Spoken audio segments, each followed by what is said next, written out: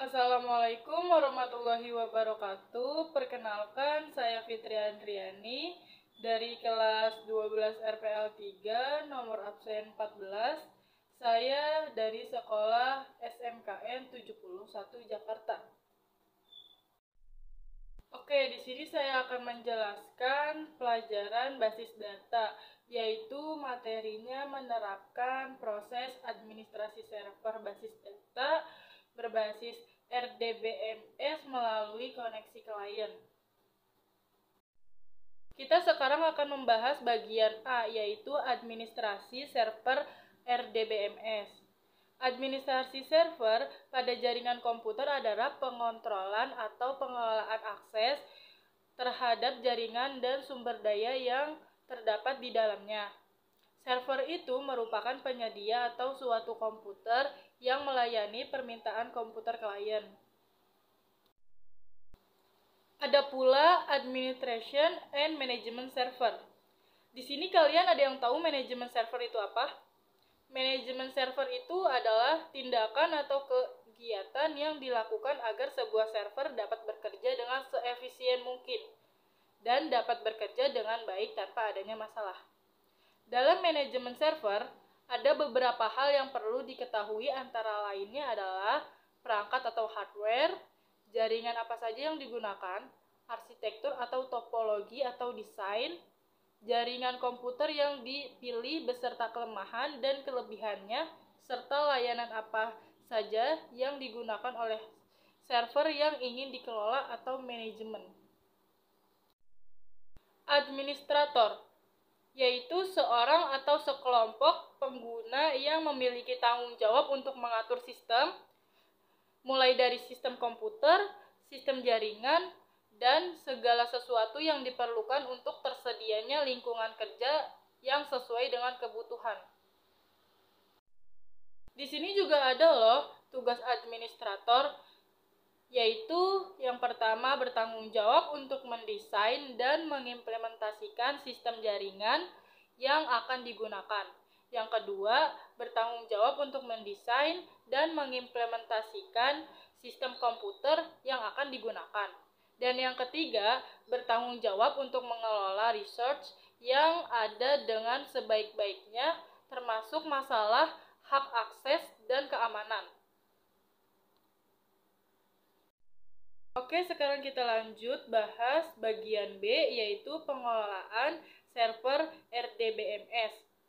Sistem manajemen basis data relasional atau dalam bahasa Inggrisnya dikenal sebagai Relational Database Management System (RDBMS) adalah sebuah program komputer atau secara lebih tipikal adalah seperangkat program komputer yang dirancang untuk mengatur atau memanajemen sebuah basis data sebagai sekumpulan data yang disimpan secara terstruktur dan melakukan operasi-operasi atas database permintaan penggunanya.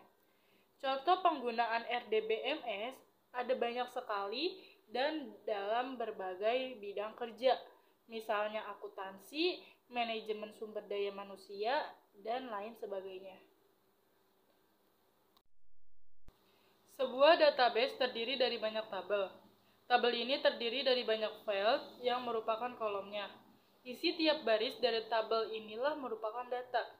Untuk membuat sistem basis data yang terintegrasi, maka antara satu tabel dengan tabel lain mempunyai hubungan yang harus selalu dipelihara. Setiap tabel mempunyai primary key. Primary key ini kemudian dihubungkan dengan tabel kedua dan menjadi foreground key untuk tabel kedua ini. Dengan relational database ini, maka data akan secara konsisten disimpan di suatu tabel. Kemudian tabel lain yang membutuhkan data lainnya tinggal menghubungkan melalui foreground key. Berbagai macam relasi dalam database. 1. One-to-one, 2. One-to-many, yang ketiga money-to-money. Oke, kita lanjut. RDBMS akan menjaga agar data-data yang menjadi kunci relasi yang foreign key dan primary key ini merupakan data-data yang benar-benar berkaitan satu dengan yang lain. Jika ada data yang salah relasinya, maka RDBMS akan menolak data tersebut. Ini akan memudahkan pembuat program atau software developer dalam melakukan coding karena dibantu pengecekan secara otomatis oleh RDBMS. Di sini kita bahas bagian C, yaitu backup data. Isu dari backup dan recovery bagi administrator database yaitu yang pertama mengantisipasi terjadinya suatu failure pada database, yang kedua meningkatkan mean time between failure, ketiga mengurangi mean time to recover, dan yang keempat mengurangi terjadinya loss data. Backup berarti suatu kegiatan untuk menyimpan database dalam bentuk data file, control file, dan arsip log ke dalam media penyimpanan lain seperti disk atau tape. Sedangkan recovery merupakan suatu proses untuk mengupdate database dalam file backup yang telah disimpan terakhir kalinya. Ada dua cara untuk melakukan backup dan recovery, yaitu 1. Physical backup, contohnya RMAN, backup, dan restore. 2. Logical backup, contohnya explore, import, dan flashback.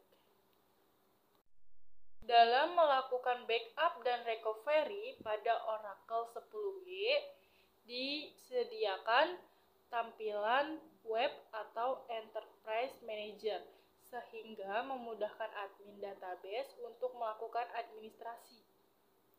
Berikut beberapa hal yang perlu dilakukan apabila akan melakukan backup dan recovery pada Enterprise Manager.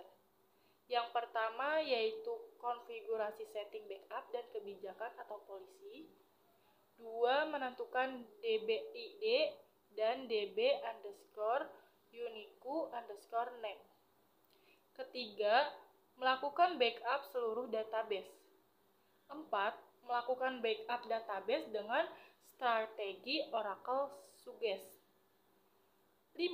Melakukan restoring dan recovery database dengan menggunakan strategi Oracle Suggest. 6. Flashback table. 7. Flashback drop. Dan 8. Mengatur backup. Dan di sini juga ada cara melakukan backup data. Banyak sekali cara untuk melakukan backup data.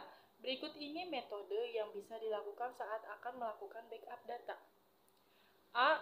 Backup logika versus backup fisik. B. Backup online versus backup offline. C. Backup lokal versus backup remote. D. Backup penuh versus backup bertambah sebagian.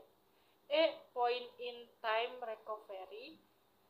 F. Backup scheduling, compression, dan encryption. G. Table maintenance. Dan kita sampai di bagian terakhir, yaitu bagian D. Restore data. Restore data adalah proses pengembalikan backup ke dalam sistem. Restore dilakukan untuk mengembalikan keadaan sistem kembali pada keadaan semula. Keadaan terakhir pada saat operasional sebelum terjadinya kerusakan sistem. Pada proses ini akan dilakukan pengembalian data baik struktur maupun isi dari database. Secara teori, proses ini adalah proses minimum pengembalian sistem tergantung dari waktu scheduling yang menjadi dasar proses backup. Jika waktu scheduling dijadwalkan terlalu lama, maka akan banyak data yang hilang. Ya, sekian dari saya. Bila ada kekurangan atau kesalahan penyebutan kata, mohon dimaafkan. Wassalamualaikum warahmatullahi wabarakatuh. Bye-bye.